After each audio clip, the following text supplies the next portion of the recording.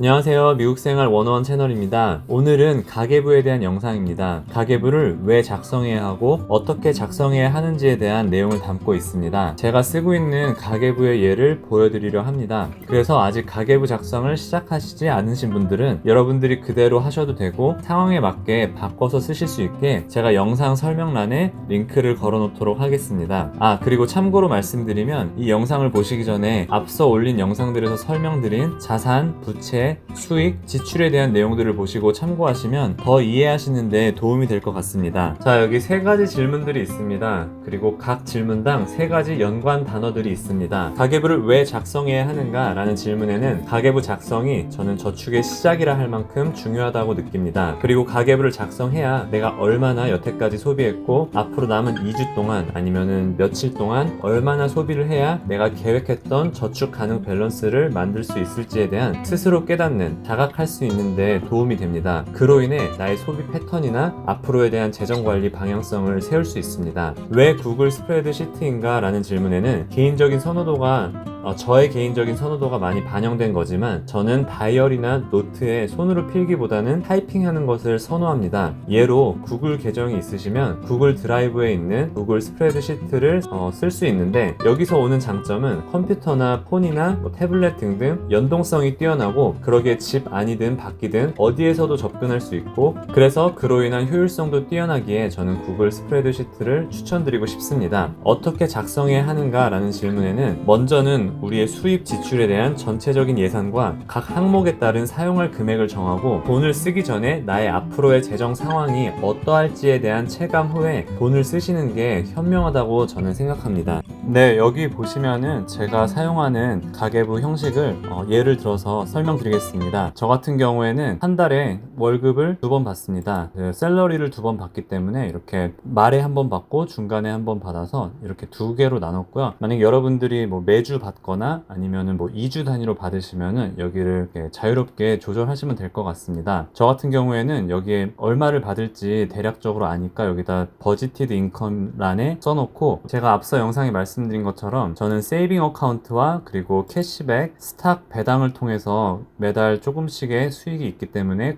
예상되는 수익을 이 칸에 적습니다. 그리고 나서 실제로 돈을 받으면은 여기에다 돈을 적고요. 그리고 가끔 매달 일어나진 않지만 스탁을 가지고 있는 스탁을 판다든지 아니면은 다른 혜택을 통해서 사인업 보너스를 받는다든지 이제 매달 일어나지 않는 것들은 여기에다가 생기는 대로 따로 해서 그래서 토탈 한 달의 인컴을 이제 이곳 두 곳에다 기록을 합니다. 여기는 버지티드 예산이고 여기는 실제 인컴을 기록을 하고요. 저는 여기 같은 경우를 보시면은 픽스드 익스펜스라고 이제 고정 지출에 관한 것을 적습니다. 저 같은 경우에는 11조 그리고 월세, 핸드폰, 전기, 인터넷, 그리고 기부금, 피트니스. 이것도 기부금 같이 내고 있는데, 저에게는 이것들이 이제 고정적으로 거의 지출이 돼서 저 같은 경우에 한 달을 준비할 때 여기에다가 먼저 예상되는 지출 금액을 먼저 적어 놓고요. 여기 제가 썼던 거와 마찬가지로 매달 일어나진 않지만 그래도 그 달에 특별히 일어나는 지출을 생각해 볼 때 예를 들어서 자동차 보험비라든지 아니면은 다음 달에 여행 계획이 있어서 11월 비행기를 산다든지 이런 게 있으면은 이제 버짓을 해놓고 여기다는 이제 실제로 들어가는 금액을 적습니다. 자, 그랬을 때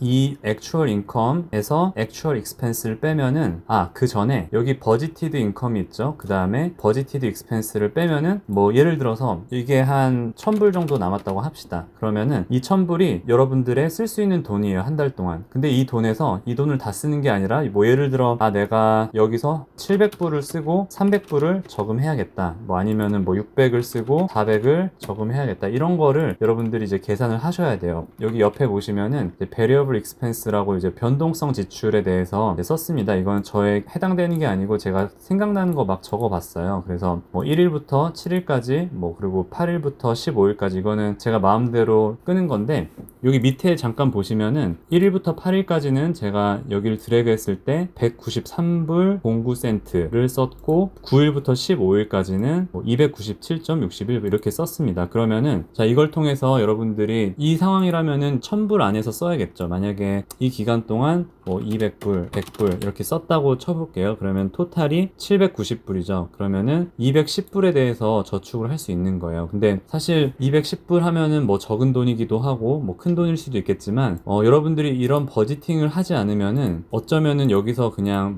맘대로 300불, 400불 쓸 수도 있는 거잖아요. 안 쓸 수도 있겠지만 그러면은 한 달에 1000불을 쓸 수 있는데 결과적으로 1100불, 1200불을 쓰게 되면 결과적으로 마이너스가 되는 거죠. 그래서 이 가계부가 여러분들이 지출한 내역을 그냥 적는 걸로 끝나는 것이 아니라 이렇게 미리 예를 들어 제가 9월 31일, 10월 15일 이렇게 적었는데 자, 미리 여러분들이 10월을 앞두고 9월 말이나 10월 초에 이 버지티드 인컴, 내가 앞으로의 한 달을 생각하면서 버지티드 인컴을 이렇게 세워보시고 앞으로의 한 달을 생각하면서 고정적으로 나갈 돈을 생각해 봤을 때 그러고 나서 남은 돈이 여러분들의 쓸 수 있는 돈과 여러분들이 저축할 수 있는 돈으로 나뉘어져요. 그래서 내가 예를 들어 60% 쓰고 40% 저금하겠다 그러면은 여러분들은 무슨 일이 있어도 여기서 600불 안에 써야 되고 저금 가능한 돈을 늘리고 싶으면은 여기서 예를 들어서 더 줄이고 해야 된다는 거죠.